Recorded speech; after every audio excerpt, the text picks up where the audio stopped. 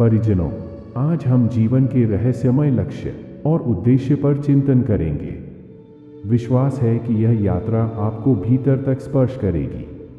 तो चलिए इस अनमोल संवाद का आरंभ करें। जीवन का लक्ष्य क्या है? यह एक बहुत साधारण सा सवाल लगता है, लेकिन यह शायद सबसे जटिल और गहरे सवालों में से एक है। इस प्रश्न की जटिलता यह है कि इसका जो भी उत्तर दिया जाएगा वह गलत होगा। यह इसलिए क्योंकि जीवन का स्वयं में कोई लक्ष्य नहीं होता। जीवन अपने में पूर्ण है और उससे बड़ा कोई लक्ष्य हो ही नहीं सकता। जीवन से बड़ा कोई साध्य भी नहीं हो सकता, क्योंकि जीवन ही अपने आप में परमात्मा है, ईश्वर है। तो यह सवाल दर्शाता है कि हमारी समझ जीवन के बारे में कितनी कमजोर है। हम सभी के भीतर एक परम ऊर्जा है जो हमारी जीवन को संचालित करती है। यह ऊर्जा न केवल हमारे शरीर में है, बल्कि प्रकृति के हर तत्व में विद्यमान है, जैसे पौधों में, पक्षियों में, आकाश में और तारों में भी। जीवन ही परमात्मा है। इसलिए जब हम पूछते हैं कि जीवन का लक्ष्य क्या है, तो हम दरअसल पूछ रहे होते हैं कि परमात्मा का लक्ष्य क्या है। यह सवाल ठीक वैसा ही है जैसे कोई पूछे कि प्रेम का क्या लक्ष्य है या आनंद का क्या उद्देश्य है। प्रेम और आनंद अपने आप में पूर्ण है, इसलिए इनका कोई लक्ष्य नहीं है। जैसे प्रेम का कोई लक्ष्य नहीं है, वैसे ही जीवन का भी कोई लक्ष्य नहीं हो सकता। चलिए इसे एक उदाहरण से समझने का प्रयास करते हैं। दुनिया में दो प्रकार की चीजें होती हैं, कुछ जो साधन के रूप में काम करती हैं और कुछ वो जो स्वयं में ही साध्य होती हैं। साधक जिसका अपने में कोई मूल्य नहीं है, परंतु जैसे ही वह किसी उद्देश्य से जुड़ जाए तब वह मूल्यवान हो जाता है। उदाहरण के लिए, एक कलम का कोई महत्व नहीं है, पर जैसे ही वह किसी उद्देश्य से जुड़ जाए, जैसे कोई किताब लिखने का, तो वह एक साधन बन जाती है। इसी तरह बंदूक का कोई उद्देश्य नहीं होता, लेकिन अगर युद्ध करना हो तो वह साधन बन जाती है। आशा है आपको ये बात गहराई से समझ आई होगी। चलिए अपनी चर्चा में आगे बढ़ते हैं। जीवन को हम साधन के रूप में नहीं देख सकते, क्योंकि जीवन स्वयं ही साध्य है। जीवन से बड़ा कोई उद्देश्य नहीं हो सकता। हम प्रेम को समझने के बाद उसे उसके लक्ष्य के रूप में नहीं पूछते, क्योंकि प्रेम अपने आप में पूर्ण है। उसी तरह जब हम जीवन को ठीक से समझते हैं, तो हमें यह सवाल नहीं पूछना पड़ता कि इसका लक्ष्य क्या है। अगर हम जीवन के उद्देश्य को जानने के लिए सवाल पूछ रहे हैं, तो इसका मतलब है कि हम जीवन को पूरी तरह से समझ ही नहीं पाए हैं।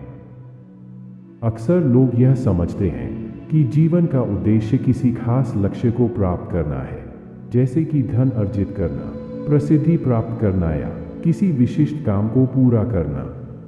लेकिन यह सब दरअसल जीवन के उद्देश्य नहीं है। यह उद्देश्य तो केवल क्षणिक सुख और संतोष दे सकते हैं, जबकि जीवन के असली उद्देश्य की खोज हमें भीतर करनी चाहिए। समझने की बात यह है कि जिसे हम जीवन कहते हैं, वह असल में एक धीरे धीरे मरने की प्रक्रिया है। जब हम जन्म लेते हैं, तो हम एक लंबी यात्रा की शुरुआत करते हैं, जो धीरे धीरे मृत्यु की ओर बढ़ती है। हर दिन हम थोड़ा थोड़ा मरते जाते हैं। हमारे शरीर की कोशिकाएं मरती हैं, नई कोशिकाएं बनती हैं, और इस प्रक्रिया से हमारी उम्र बढ़ती जाती है। जन्म और मृत्यु के बीच की यात्रा को हम जीवन समझते हैं, लेकिन दरअसल यह जीवन नहीं है। जीवन तो वह है जो स्थिर, शाश्वत और अचल है। हमें यह समझना होगा कि जो जीवन हम अनुभव कर रहे हैं, वह मृत्यु की यात्रा का हिस्सा है। यही कारण है कि बचपन में जीवन आनंद से भरा होता है, लेकिन जैसे जैसे हम बड़े होते हैं, दुख और पीड़ा बढ़ने लगती है। यह सब असल में जीवन का हिस्सा नहीं है, बल्कि यह एक मृत्यु की प्रक्रिया है।